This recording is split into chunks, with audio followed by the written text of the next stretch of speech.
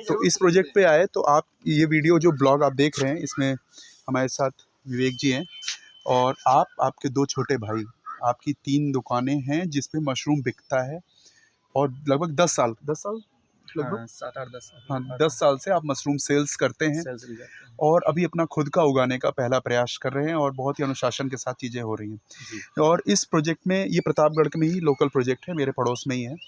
दूसरा ये कि इस प्रोजेक्ट में जो वीडियो बना इसमें हमने आपको बेबी केसिंग के बारे में बताया, आपको कंपोस्ट के अंदर ये जो एरेशन है ना, प्लस जब इसकी पलटाई होगी तो इसमें बाहर के 6 इंच की परत को पहले ले आना है और यहाँ रखना है। ये बारीक बात है जो मैंने इनको भी बताई है, आपको अलग से वीडियो में मैं बताऊँगा, ठीक है। और प्लस ये हमने बेबी केसिंग बनाई है 2 किलो की, आपको छोटा सा दिख रहा होगा ये, लेकिन ये बेबी केसिंग इनके प्रोजेक्ट को कभी फेल नहीं होने देगी। अब भविष्य में भी किसी अनजाने मटेरियल से भी केसिंग मटेरियल बनाएंगे या इस कंपोस्ट को सड़ा के से इससे एसएमसी बोलते हैं इसको, एसएमसी से अगर आप ये केसिंग बनाएंगे तो भी इनकी केसिंग कभी फेल नहीं होगी, क्योंकि बेबी केसिंग बनाने की आदत हर किसान के पास होनी चाहिए जिससे उसको सही पीएच पता चल जाए, ठीक है। तो अब कल ये अपना 300 किलो इनको मटेरियल बनाना है टोटल, तो ये बनाएंगे। प्योर गोबर खाद पे ही कर रहे हैं, कोकोपीट यहाँ उपलब्ध नहीं है, ठीक है। और तो ये एक बारीक बात है। तो आप लोग को कोई डाउट हो तो नीचे कमेंट कीजिएगा। केसिंग सॉइल में जनरली ज़्यादातर किसान फेल होते हैं और उसमें उनको वो हल्के में लेते हैं उसको, और केसिंग सॉइल इनके पास 25 दिन बाद इनको केसिंग सॉइल की ज़रूरत है। लेकिन देखिए मैं अभी ही बनवा रहा हूँ ताकि जितनी जल्दी केसिंग सॉइल बनेगी उतना ही जल्दी इनको निश्चिंता रहेगी, केसिंग सॉइल टेस्ट हो जाएगी। अदरवाइज बाद में ये बनाते हैं, हड़बड़ी होती है, फॉर्मलिन उड़ नहीं पाती। अब जो इन्होंने इस पर फॉर्मलिन मारी है, ये फॉर्मलिन अगर उड़ाने का समय नहीं मिलेगा तो बाद में ये माइसीलियम ग्रोथ को रोकेगी और रोकने के बाद न्यूट्रिशन खूब अवेलेबल होगा, मैट फॉर्मेशन हो जाएगा और इसी को कहते हैं मैट फॉर्मेशन। तो जो लोगों का मैट फॉर्मेशन होता है वो इसीलिए होता है क्योंकि उनकी केसिंग सॉइल में फॉर्मलिन की महक नहीं उड़ती, या फिर कार्बन डाइऑक्साइड की प्रेजेंस गलत है, या फिर ह्यूमिडिटी गलत है, या फिर टेम्परेचर गलत है। तो ये और पीएच अगर सही भी है तो भी है ना। तो ये 4-5 चीज़ें अगर आपकी क्रॉप स्टॉप नहीं होनी चाहिए। स्टॉप्ड क्रॉप को सही कैसे करते हैं मेरे कई वीडियो पड़े हुए हैं, आप उसको देखिए। थैंक यू साथियों, नमस्कार। देखिए केसिंग की सॉइल बनाने के लिए लोग कंफ्यूज रहते हैं कई बार, और अगर आप मैच्योर फार्मर भी हों फिर भी आप देखेंगे अलग अलग पार्ट में अलग अलग तरीके से आप केसिंग सॉइल बनाते हैं। कई बार वर्मी कंपोस्ट लेते हैं, कई बार गोबर खाद लेते हैं। देखिए जैसे एक साइड पे हम हैं, यहाँ पे देखिए ये केसिंग सॉइल के लिए हम पुरानी सड़ी हुई गोबर की खाद है हमारी, है ना, पूरी तरह से 1 ईयर प्लस हमारी ये डिकम्पोज है। इसको पहले हम चाल रहे हैं, है ना, इसको हम चाल रहे हैं और चालने के बाद ये एकदम पाउडर निकलेगी। मैं आपको एक मिनट देखिए, तो हम ये पूरी केसिंग सॉइल आज नहीं बना रहे हैं। आपको इस वीडियो में कई साथ देखिए ये एकदम भरभरी है, देख रहे हैं, ये मैं गिराऊंगा एकदम चाय की पत्ती से भी पतली, है ना। तो ये क्यों है ऐसा? क्योंकि इन्होंने पहले से ही, मैंने इनको इंस्ट्रक्शन दिया था वीडियो में भी और वैसे भी, पहले से ही लेके बोरियों में अलग से स्टोर करा दिया था ताकि ये भीगी न रहे।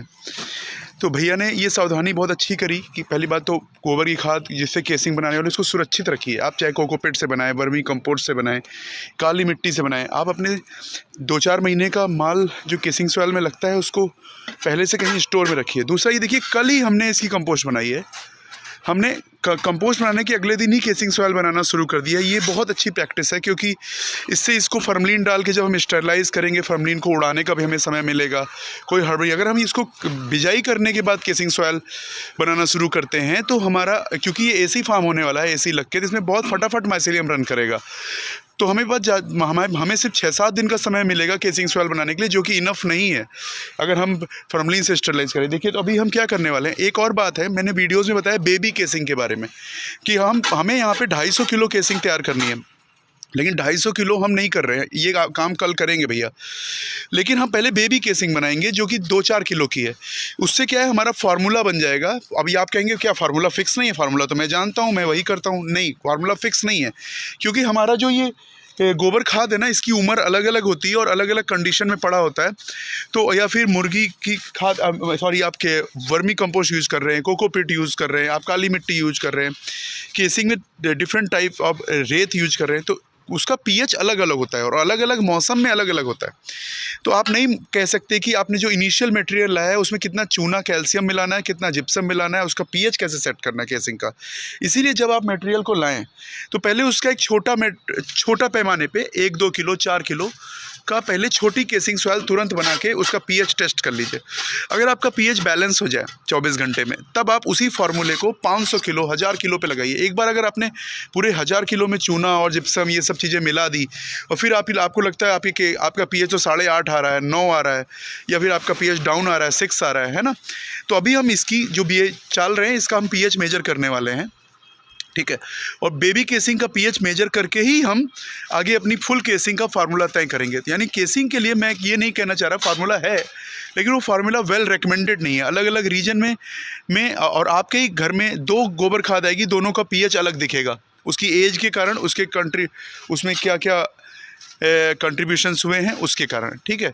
तो अभी हम थोड़ी देर में देखेंगे। अभी ये हमारा जो सैंपल के लिए 5 केजी जो बेबी केसिंग बना रहे हैं, छोटा सा पायलट प्रोजेक्ट कर रहे हैं। तो हर किसान को अपना पहले केसिंग सॉइल बनाते हैं पहले एक छोटा 1-2 किलो 4 किलो का आप पायलट प्रोजेक्ट केसिंग का किया करिए बनाने का। जब आपका पीएच स्टेबल हो जाए, सब कुछ सही हो जाए, आप नोट करते रहिए आपने उसमें क्या क्या मिलाया, जिप्सम कितना मिलाया, या 2 बार मिलाया जिप्सम, या पीएच मान लीजिए एक बार मान लीजिए 6.5 आया, फिर आपने उसमें चूना मिलाया, तो पहले कितना चूना मिलाया था, अभी क्या, वो लिखिए और टोटल एक फार्मूला बनाइए अपना कि हाँ भाई इतना जिप्सम, इतना ये इतने केजी में डालने के बाद हो जाएगा। और मेरा पिछला पीएच क्या था, नया पीएच क्या था है मिलाने के बाद, तो फाइनल पीएच 7 से 7.5 के बीच होना चाहिए। और केसिंग सॉइल में पीएच के फेल्योर से या पीएच अनस्टेबल भी होता है केसिंग सॉइल में। अगर आप चूना से द्वारा जो पीएच बनता है वो अनस्टेबल होता है, जिप्सम से जो पीएच बनता है वो स्टेबल होता है। तो आपके जो ये केसिंग सॉइल हम बना रहे हैं, देखिए ये चाल रहे हैं, तो ये देखिए ढोके ये ख़राब नहीं है, इसको भी हम फोड़ेंगे, फोड़ के ये सारा जस्ट ये वाला मटेरियल ही वेस्ट जाएगा, ये सब यूज़फुल है ना। तो आप देखें यहाँ पे हमारे साथी हैं यहाँ पे विवेक जी, तो देखिए ये एकदम बारीक तैयार हुआ है, इतना ही बहुत है हमारी ट्रायल के लिए आज, है ना। तो इतने में ही हम अभी इसको तौलेंगे, इसको तौलने के बाद हम इसमें चूना मिलाएंगे, इसमें जिप्सम मिलाएंगे, हम इसका पहले हम पिछला पीएच भी देखेंगे, ठीक है। ये तो बात हुई केसिंग सॉइल। लेकिन क्या केसिंग सॉइल में गोबर खाद हमें प्योर यूज करनी चाहिए? हाँ, हम कर सकते हैं, और ना भी करें तो अच्छा है। तो इसके लिए हम साथ में रेत भी मिक्स कर सकते हैं, और दूसरा कोकोपिट मिक्स कर सकते हैं, और ना भी मिक्स करें, अगर प्योर गोबर खाद बना रहे हैं तो उसके लिए बाद में जान लीजिए आपके पास गलती करने का ऑप्शन नहीं है। मतलब क्या, गोबर खाद द्वारा जो बनाई गई केसिंग सॉइल होती है वो बहुत ज़्यादा उसमें न्यूट्रिशन होता है, जिससे माइसेलियम ग्रोथ बहुत ज़्यादा होती है। और अगर आपकी क्रॉप किसी तरह से रुक गई, मान लीजिए आपने कार्बन डाइऑक्साइड सही से नहीं दी, ह्यूमिडिटी सही से नहीं दी, टेम्परेचर सही से नहीं दिया, हवा में पानी सही से नहीं दिया, सिंचाई आपने सही से नहीं की, इन 5 गलतियों में से कोई एक गलती आपने की, या फिर आपकी ये केसिंग सॉइल का पीएच गलत है ना, केसिंग सॉइल का पीएच, इन 5-6 गलतियों में कोई एक गलती की, तो हाई न्यूट्रिशन के कारण माइसेलियम ज़्यादा ग्रो करके मैट फॉर्मेशन कर देगा। आपकी जो केसिंग सॉइल है उसमें मैट फॉर्मेशन हो जाएगा, है। तो इसीलिए अगर आप गोबर खाद पे बना रहे हैं तो आपको सावधान रहना चाहिए कि आपकी क्रॉप किसी तरह रुकने ना पाए, क्योंकि अगर रुकेगी तो मैट फॉर्मेशन होने का चांस है, ठीक है। और अगर कोकोपीट अवेलेबल, अच्छा दूसरी बात, अब जो मैंने बताया है, ये जो कंपोस्ट है बाद में जब रिटायर हो जाएगी तो इससे हम केसिंग सॉइल बनाते हैं आगे की क्रॉप्स के लिए, वो मैं आपको आगे सिखाऊंगा एनारोबिक डिकम्पोजिशन में। लेकिन आप जान लीजिए कि पहली बार में ही आपको केवल गोबर खाद या कोकोपीट इन सब चीज़ों से केसिंग सॉइल बनाने की ज़रूरत है।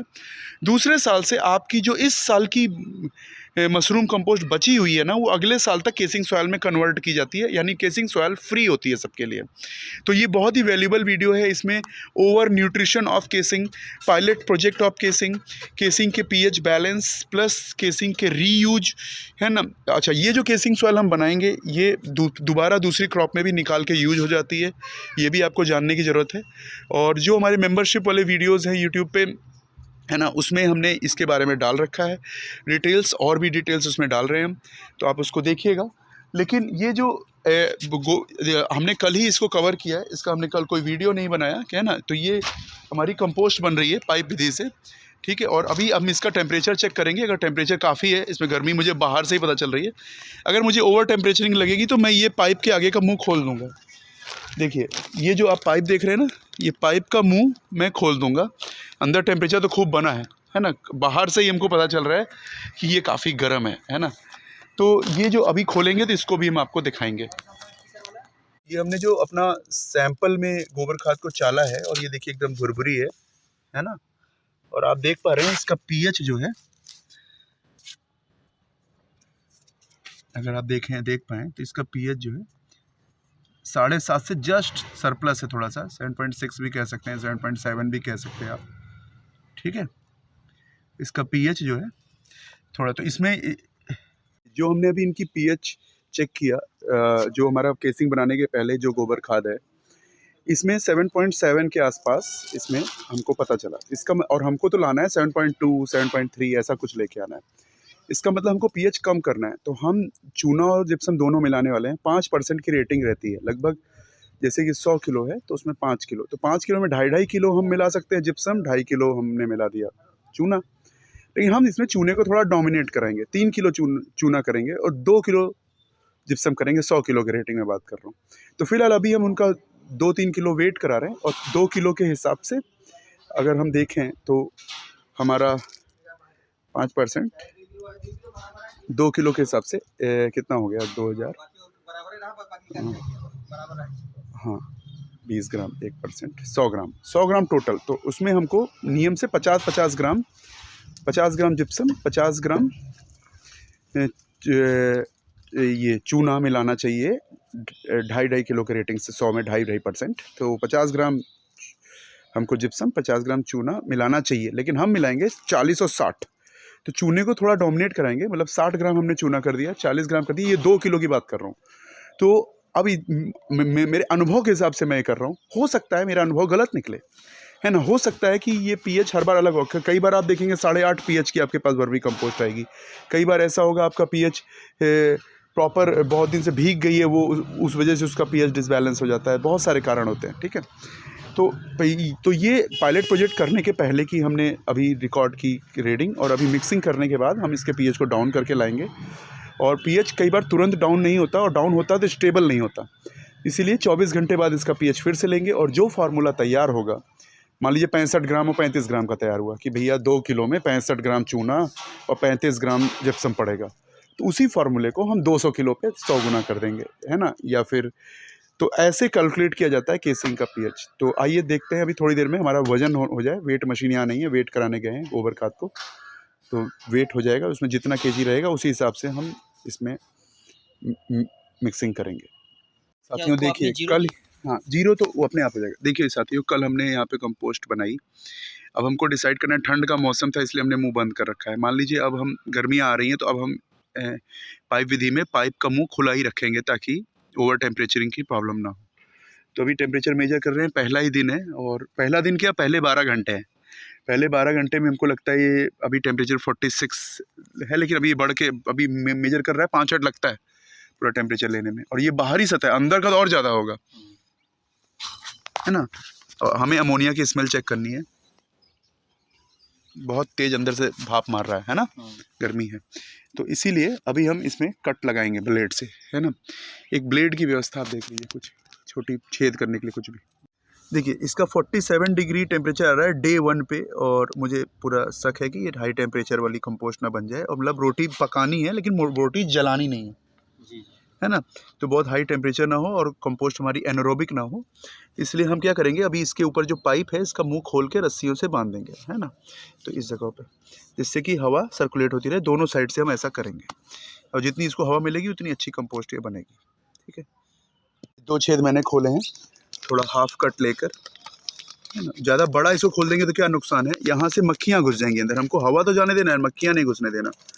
मक्खियाँ गर्म तापमान, पाइप में तो बहुत ज़्यादा गर्म तापमान है, हर जगह का टेम्परेचर आ रहा है, लेकिन जो बाहरी सतह होती है कंपोस्ट की, उस पर मक्खियाँ अंडा दे देती हैं, इसीलिए ये कम फाड़ना है, और एकदम टिके टाइट है, थोड़ा और पीछे कर लीजिए शायद, है ना, ताकि निकलने का डर ना हो। देखिए 3 जगह हमने खोल दिया, इतना एकदम टाइट है ना। तो ये गर्मियों की फसल में मैं खुला रहा हूँ, लेकिन जाड़े की फसल में बंद रखाता हूँ, क्योंकि टेम्परेचर बन ही नहीं पाता लोगों का, है ना, और पॉस्चराइजेशन नहीं हो पाता। तो आपने मेरे जो ठंड में बनाए गए वीडियो देखे होंगे, उसमें आपने देखा होगा कि, है ना, कहाँ है, हाँ तो उसको करिए कंपोस्ट, कहाँ है, देखिए इसमें हाफ कट ही देंगे ताकि एकदम टाइट ही वो उस पर चढ़े, है ना, चढ़ने दीजिए, चढ़ा दीजिए, चढ़ाते जाइए, जरूरत एक तरफ चढ़ा दीजिए, मैं पकड़ा हूँ, बस ठीक है। बहुत तेजी से आ रही है। हैं। अभी एक और खोलिए, 4 खोल चुके हैं, ठीक है। इस तरह से सारे छेद हम दोनों साइड खोलेंगे, इस साइड भी खोलेंगे, उस साइड भी खोलेंगे। अभी आपको मैं ये करने के बाद थोड़ा अपडेट देता हूँ। देखिए लगभग ये हमारा शेप तो कुछ बिगड़ गया है सड़क के, लेकिन फिर भी देखिए ये 6 खुल गए हैं। और इसके अंदर का अगर आपको टेम्परेचर में बताऊँ, 2 फीट 3 फीट अंदर डाल के भैया उसी को प्रोब को, देखिए ये हमने टेम्परेचर प्रोब को इसके अंदर डलवा दिया है। और हाँ 5 मिनट बाद देखते हैं टेम्परेचर उसमें क्या है, ठीक है। 5 मिनट में स्टेबल हो जाएगा, तब तक हम चलिए उधर खोलते हैं अभी। अब चूँकि हम खोल देंगे ना, इसका टेम्परेचर थोड़ा रिड्यूस होगा धीरे धीरे। तो ये प्रॉब्लम हम क्यों, 2 दिन बाद इसमें टेम्परेचर बहुत हाई होगा, 80 डिग्री टेम्परेचर चला जाएगा, जो हम नहीं चाहते। हम चाहते हैं टेम्परेचर 60 से 65 64 बना रहे, है ना। तो इसके लिए ही हमने इसमें एरेशन की व्यवस्था करी। तो साल भर ज़्यादातर जब गर्मी का समय होता है तो हमें इस तरह से खुला रखना चाहिए। लेकिन मान लीजिए जहाँ पे बहुत अति ठंड हो रही है ना, और उससे खाद को एनारोबिक होने का डर है, तो इसीलिए साइड एरेशन कराया जाता है और इस तरह से छेद करवाया जाता है। गर्मियों में, जाड़े में ना भी करें तो चलेगा, क्योंकि वहाँ टेम्परेचर की शॉर्टेज रहती है। डिपेंड करता है हम भारत के किस हिस्से में रह रहे हैं। तो आपको अपनी टेम्परेचर की चीज़ को नाप के इस चीज़ पे नज़र रखनी चाहिए। भैया बहुत ढीला मत करिएगा क्योंकि मक्खी घुस जाएगी, ठीक है। हाँ, इस काम को करते समय एक सावधानी आपको ये रखनी है कि देखिए इसमें जो छेद को इतना छोटा फाड़ा गया कि बहुत टाइट तरीके से देखिए पॉलीथीन इस पर चढ़ गई है, ताकि इस पर मक्खियाँ अंदर नहीं जा सकती, है ना। मक्खियों, देखिए मक्खियाँ ऑलरेडी यहाँ उड़ रही हैं, देखिए आप ध्यान से देखेंगे तो वीडियो में भी आपको मक्खियाँ दिख जाएंगी, देखिए, ठीक है। तो ये मक्खियों से बचने के लिए ही ये पूरा व्यवस्था पॉलीथीन की भी और टेम्परेचर का भी व्यवस्था को मैनेज करने के लिए, 2 चीज़ों से करने के लिए, मक्खियों से बचने के लिए ये कवर किया जाता है, ठीक है। तो अगर आप इसको ढीला करके रखेंगे तो यहाँ से मक्खियाँ हमारे बाहरी सतह में जाके अंडा दे सकती हैं, है ना। देखिए जब टेम्परेचर हाई रहेगा शायद तब ना दे, लेकिन साइड एरेशन के टाइम पे तो आपको मेलाथियन का स्प्रे करना पड़ेगा। जब इसको खोल देंगे हम, तो इसमें कोशिश करिए जिस दिन आप खोलें तो उस पर मेलाथियन का स्प्रे कर दें, या और फेनवेरेट का स्प्रे कर दें, तो साइपरमेथ्रिन का किसी का, ताकि आपको इस पर मक्खियाँ अंडा ना देने पाएँ। कंपोस्ट पूरी तरह से ये पैक है, ठीक है, और एयर सर्कुलेशन इसमें बनाया जा रहा है। देखिए एरोबिक प्रोसेस को बनाए के रखने के लिए और टेम्परेचर कंट्रोल करने के लिए, और कंपोस्ट में ओवर कंपोस्टिंग ना हो जाए, इसलिए देखिए दोनों साइड हमने इसमें छेद को खोल दिया ताकि एयर सर्कुलेशन बना रहे, और अगले 4 दिनों में ये ज़्यादा ओवर कंपोस्टिंग में ना जाए, प्लस टेम्परेचर 80 डिग्री पर 90 डिग्री ना पहुँचे, पाइप हमारी पिघले नहीं। अगर ये नहीं करते भैया, हेलो, तो हमारी पाइप पिघल भी सकती थी। हाँ, इतना टेम्परेचर हो जाता, समझ रहे हैं। तो पाइप पिघले ना और बदबू ना आए, एनारोबिक ना हो, है ना। तो गर्मियों के हिसाब से, जाड़े में तो इसको हम बंद भी रख सकते हैं, कोई दिक्कत नहीं है, ठीक है। जाड़ा मतलब बहुत ज़्यादा जाड़े की बात कर रहा हूँ, दिसंबर जनवरी की बात कर रहा हूँ, ठीक है। तो ये टेम्परेचर वाली बात थी। तो इस तरह से खोलना बहुत ज़रूरी है। पत्थर जैसा चूना मिला था पानी में डालने के बाद, ये देखिए हमारा ये पूरा तैयार हो गया चूना। इस चूने को हम लेंगे और ये हमने 3 kg अपनी जो बेबी पायलट प्रोजेक्ट हमने केसिंग का तैयार कर रहे हैं, इस प्रोजेक्ट का सबको करना चाहिए, कितना भी मैच्योर किसान हो, हर बार उसको एक बेसिक। तो ये 3 kg हमारी गोबर खाद है चली हुई, है ना। देखिए क्वालिटी इसकी, देखिए एकदम भरभरी, देख रहे हैं एकदम। और ये हमने उसी झरने में, जो सामने झरना दिख रहा है वो, उसमें चाला है हमने, है ना। तो इसको सूखी थी इसीलिए चाल पाए। तो इन्होंने बहुत स्मार्टनेस दिखाई, स्मार्टली इसको अच्छे से रख लिया। अगर यही गीली होती तो आप चाल नहीं पाते, हालत ख़राब हो जाती है। तो भैया इसको आइए वहाँ पलटते हैं। और ये चूना, तो हमने अपना केसिंग का छोटा सैंपल बना रहे हैं। हमारे पास 3 किलो हमने चली हुई गोबर खाद ली है। अब इसके ऊपर भैया आप जिप्सम डालिए। कहाँ है जिप्सम? ये कितना लाए हैं? 60 ग्राम जिप्सम, है ना। देखिए हमने तौल के डाला है, क्योंकि 5% का रेटिंग हमको टोटल डालना है, यानी 150 ग्राम में हमारा काम हो जाएगा। 150 ग्राम में देखिए हमने 60 ग्राम जिप्सम डाल दिया, ठीक है।